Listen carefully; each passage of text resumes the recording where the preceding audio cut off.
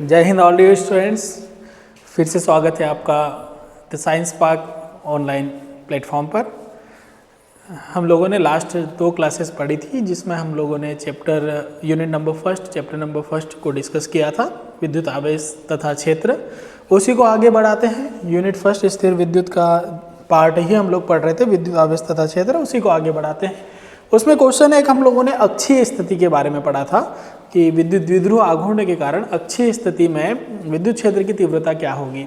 वैसे ही एक निरक्षीय स्थिति का मैंने वहाँ पर एग्जाम्पल्स हो गया था, वैसे ही यहाँ पर निरक्षीय स्थिति के बारे में हम लोग पढ़ने वाले हैं। क्वेश्चन कैसे बनता है, विद्युत द्विध्रुव आघूर्ण के कारण, एक विद्युत द्विध्रुव आघूर्ण है, उसके कारण निरक्षीय स्थिति में, या उसे हम लोग बोल सकते हैं अनुप्रस्थ स्थिति में, विद्युत क्षेत्र की तीव्रता का व्यंजक क्या होगा। तो निरक्षीय स्थिति किसे कहेंगे, पहले हम लोग उसे समझ ले। मैंने आप लोगों को बताया था कि निरक्षीय स्थिति किसे कहेंगे। तो अगर हम लोगों ने ये एक द्विध्रुव रखा हुआ है, द्विध्रुव जो होता है हमने मान लिया, कंसिडर कर लिया कि द्विध्रुव है ए बी, इसका केंद्र हमने ये कंसिडर कर लिया, इसका केंद्र O। इससे निरक्षीय स्थिति मतलब परपेंडिकुलर में अगर कोई वस्तु रखी है, या इसके निरक्षीय स्थिति मतलब बिंदु P पर हमें विद्युत क्षेत्र की तीव्रता ज्ञात करनी है, इसे इसकी निरक्षीय स्थिति या अनुप्रस्थ स्थिति हम लोग कहेंगे।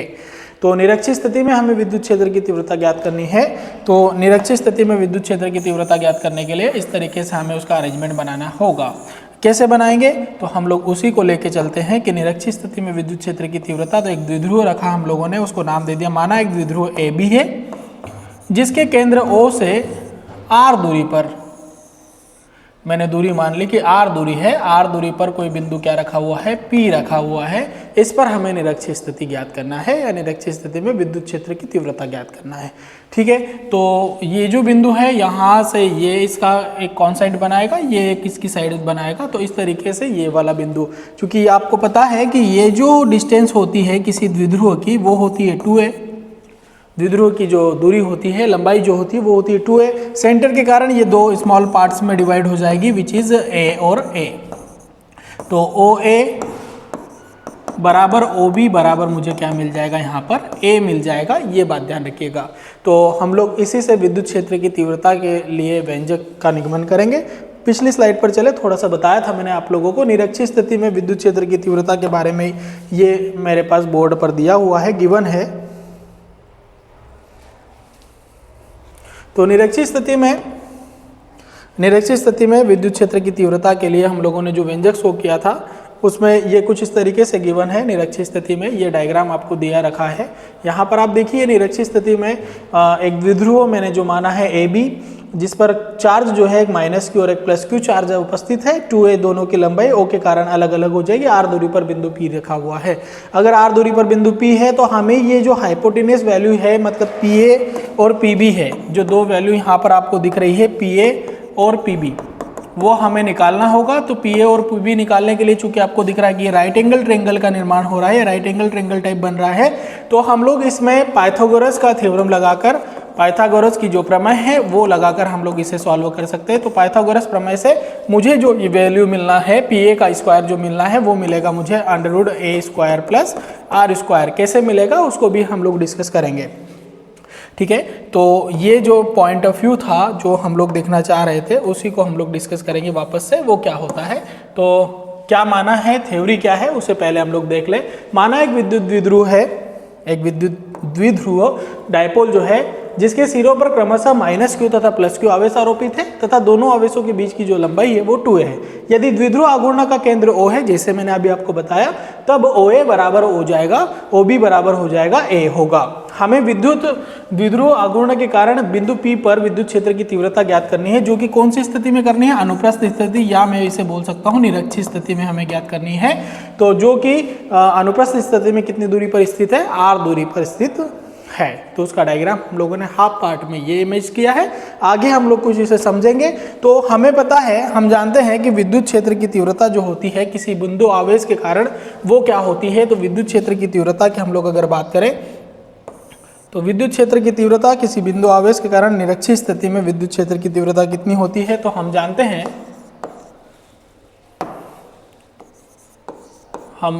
जानते हैं कि किसी बिंदु आवेश के कारण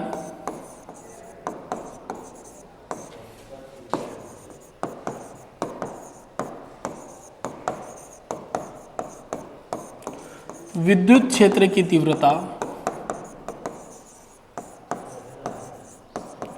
E बराबर क्या होती है, ये हम लोगों ने लास्ट क्वेश्चन में भी यूज किया था, 1/4πε0 Q अपॉन होती है R स्क्वायर, डिस्टेंस का स्क्वायर ये होती है। ये हम लोग लास्ट क्वेश्चन में भी इसको ऐड कर चुके हैं। तो निरक्षीय स्थिति में विद्युत क्षेत्र की तीव्रता किसी बिंदु आवेश के कारण इतनी होती है निरक्षीय स्थिति में। तो हमें दो बिंदुओं के कारण पहले लेना होगा, दो बिंदु हमारे पास जो है उनके कारण हम विद्युत क्षेत्र की तीव्रता को लेंगे।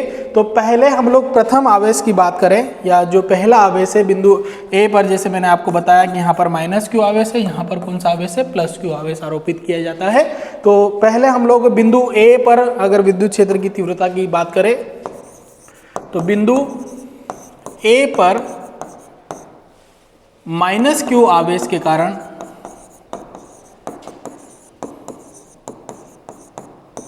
विद्युत क्षेत्र की तीव्रता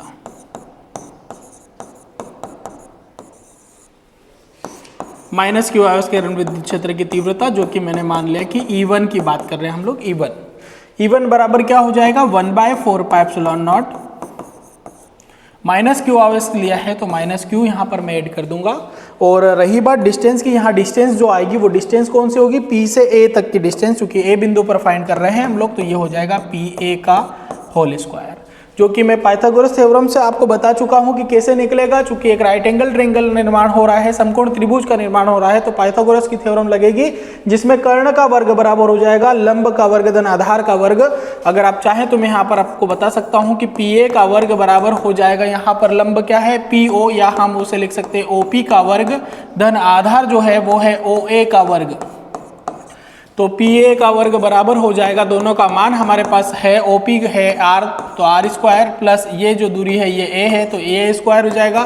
तो PA का वैल्यू मुझे फाइंड करना है तो ये हो जाएगा R square plus A square. ये जो डिस्टेंस मैंने फाइंड की इसके लिए ये था, चूंकि दोनों के लिए आधार और जो परपेंडिकुलर है, जो लंब है वो समान है, इसलिए दोनों ही PA और PB दोनों ही जो है वो क्या हो जाएगा, PA बराबर PB, दोनों ही वैल्यू सेम रहेगी। तो इस पर हम लोग बात कर ले, तो PA का वर्ग लिखा हुआ है तो ये हो जाएगा E1 बराबर 1/4πε0 -Q अपॉन अंडर रूट में R square plus A square का होल स्क्वायर हो जाएगा। चूंकि हम लोग PA का वर्ग निकाल रहे हैं तो इसका स्क्वायर लिखना होगा। आगे इसको सॉल्व करें तो ये हो जाएगा E1 is equal to 1/4πε0 -Q upon में हो जाएगा बेटा R square plus A square, whole square था इसलिए रूट जो हो गया वो हट जाएगा यहाँ से। इसको हम लोग दे देंगे इक्वेशन नंबर फर्स्ट। वैसे ही अब E2 की गणना करें तो E2 के लिए हम लोग E2 को अगर हम लोग डिस्कस करने वाले हैं तो ये बिंदु B पर +Q आवेश उपस्थित है तो उसके कारण विद्युत क्षेत्र की तीव्रता ज्ञात होगी। तो बिंदु P पर +Q आवेश के कारण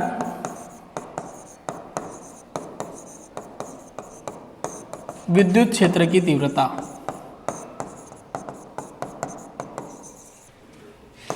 +Q आवेश के कारण विद्युत क्षेत्र की तीव्रता जो हो जाएगी वो हो जाएगी E2, हम लोग उसको कंसीडर कर लेते हैं, हो जाएगा 1/4πε0 प्लस का Q अपॉन P से कहाँ तक की दूरी है, B तक की दूरी है तो PB का वर्ग। चूंकि PA और PB हम लोग बता चुके हैं कि सेम डिस्टेंसेस है सर, तो ये हो जाएगा 1/4πε0 Q अपॉन PB का वर्ग, मतलब हो जाएगा R square plus A square का होल स्क्वायर। तो E2 बराबर हो जाएगा 1/4πε0 Q upon R square plus A square, ये हमें मिल जाएगा। ये होगी समीकरण 2। अब आप देखिए कि समीकरण 1 और समीकरण 2 की अगर हम लोग बात करें, समीकरण 1 व समीकरण 2 की अगर हम लोग डिस्कस करें तो समीकरण 1 व समीकरण 2 में आपको दिख रहा है कि जो परिमाण है वो समान है, बस दिशाएं विपरीत है, क्योंकि एक -Q चार्ज है, एक +Q चार्ज है। जब मैं इसका रिजल्टेंट निकालने की कोशिश करता हूं तो E1 और E2 का परिमाण समान होने के कारण जो रिजल्टेंट मुझे, जो परिणामी मुझे मिलेगा वो शून्य मिलेगा, जो कि संभव नहीं है। निरक्षीय स्थिति में भी ये संभव नहीं है। तो सर इसके लिए क्या करें, तो इसके लिए हम लोग क्या करेंगे, इसको घटकों में वियोजित करना पड़ेगा, अलग अलग घटकों में वियोजित करना पड़ेगा। वो कैसे करेंगे, तो 2 प्रकार के घटक होते हैं। तो चूंकि समीकरण 1 व 2 से स्पष्ट है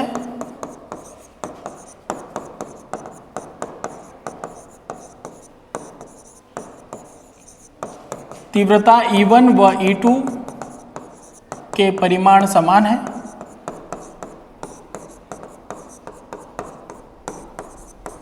अर्थात हम लोग बोल सकते हैं E1 बराबर क्या है E2। अतः परिणामी तीव्रता के लिए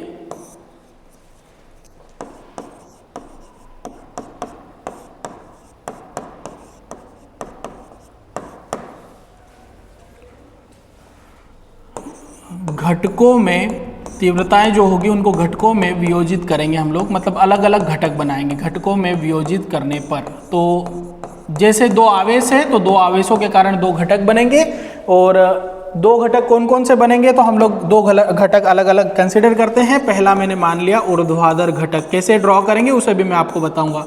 ऊर्ध्वाधर घटक, ऊर्ध्वाधर घटक प्लस क्यू आवेश के कारण और माइनस क्यू आवेश के कारण दोनों के कारण बनेंगे। तो माइनस क्यू आवेश के कारण मैंने मान लिया कि ऊर्ध्वाधर घटक माइनस क्यू आवेश के लिए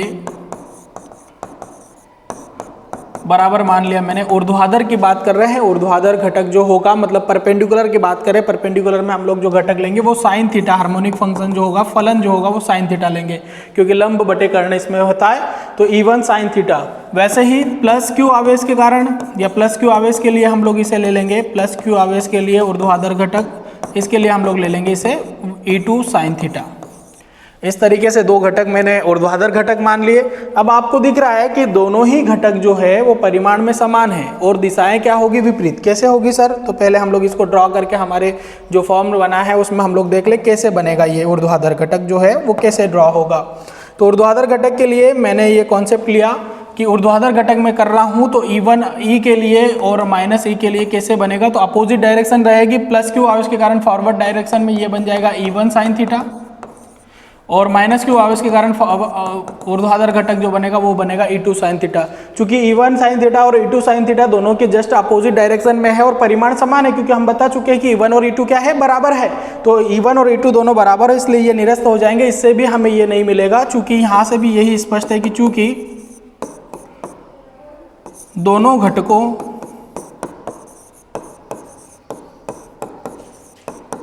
के परिमाण समान तथा दिशाएं विपरीत है।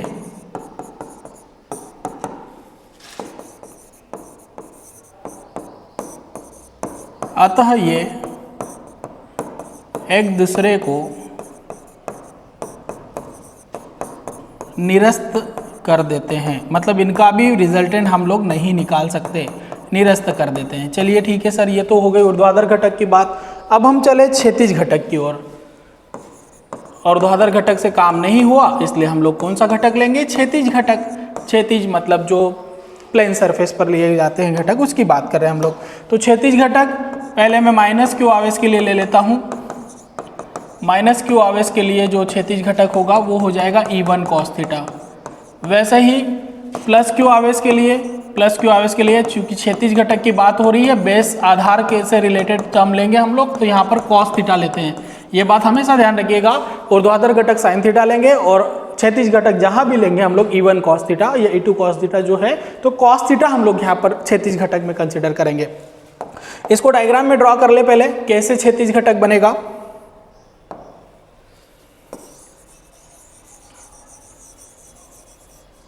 ये वैल्यू मैंने आपको सिर्फ निकाल के बताई थी, आप चाहे तो इसको आंसर में ऐड करें, नहीं भी करेंगे तो चलेगा। क्षैतिज घटक की बात करें तो दोनों क्षैतिज घटक जो बनेंगे वो हमारे एक ही डायरेक्शन में बनेंगे। वो कैसे बनेंगे उसकी हम लोग डिस्कस कर रहे हैं।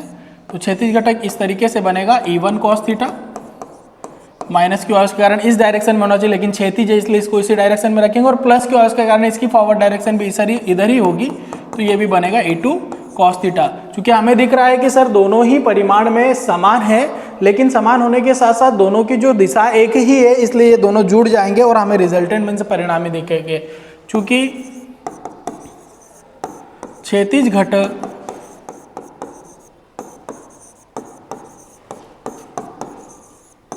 की दिशा समान है, अतः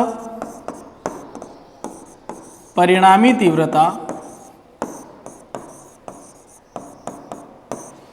E बराबर हो जाएगा E1 cos थीटा, दिशा समान है इसलिए प्लस लगाएंगे, E2 cos थीटा। लेकिन हमें एक चीज़ पढ़ चुके हैं कि E1 बराबर होता है E2, तो कुछ भी आप पुट कर दीजिए। मैंने चाहा मान लो यहाँ पर E2 पुट कर दिया तो E2 cos theta plus E2 cos theta हमारा ये हो जाएगा।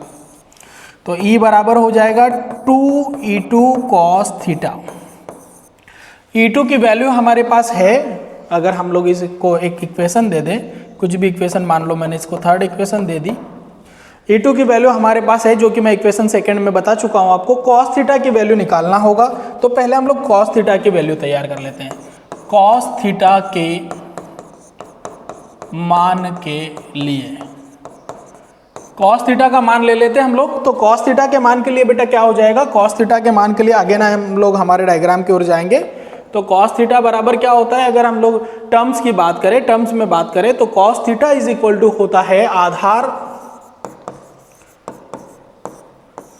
जिसे हम लोग लाल बटे कक्का, ये आप लोग समझते होंगे, ठीक है। ये साइन का होता है, ये cos का होता है, तो आधार बटे क्या होता है, कर्ण, ठीक है। यहां से हम लोग साइड की बात करें तो आधार क्या है, यहाँ पर cos थीटा के मान की बात करें तो आधार यहाँ पर क्या दिख रहा है, दोनों में आधार आपको a दिख रहा है और कर्ण जो है r square plus a square दिख रहा है। तो cos थीटा के मान के लिए,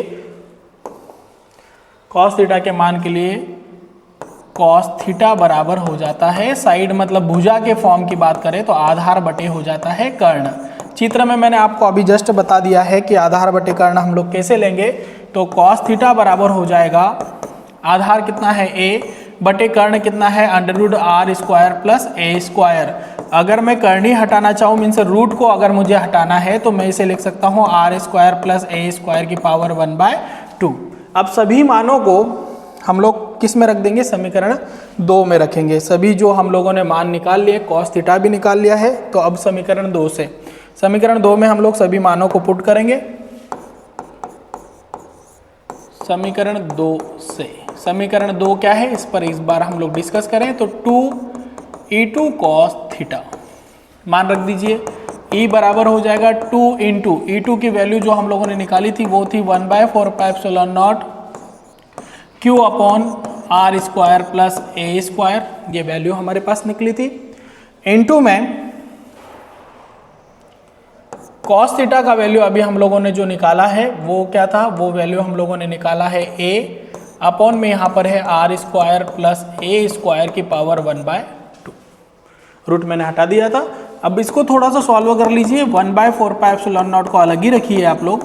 यहाँ ऊपर एक फॉर्म बन रहा है q इंटू 2, इसके साथ मल्टीप्लाई हो जाएगा q इंटू 2a, जो कि हम लोगों ने अच्छी स्थिति में भी किया था बेटा, कि यहाँ q इंटू 2a जो द्विध्रुव आघूर्ण के कारण है, तो यहाँ हम क्या वैल्यू पुट करना है, p वैल्यू पुट करना है। तो q इंटू 2a अपॉन में हो जाएगा, बेस समान है तो जो घातें होती है, पावर जो होती है वो जुड़ जाएगी। तो r square plus a square की पावर यहाँ कुछ नहीं है, तो ये पावर हो जाएगी 1 और ये हो जाएगा 1/2, इसकी पावर 1 और इसकी 1/2।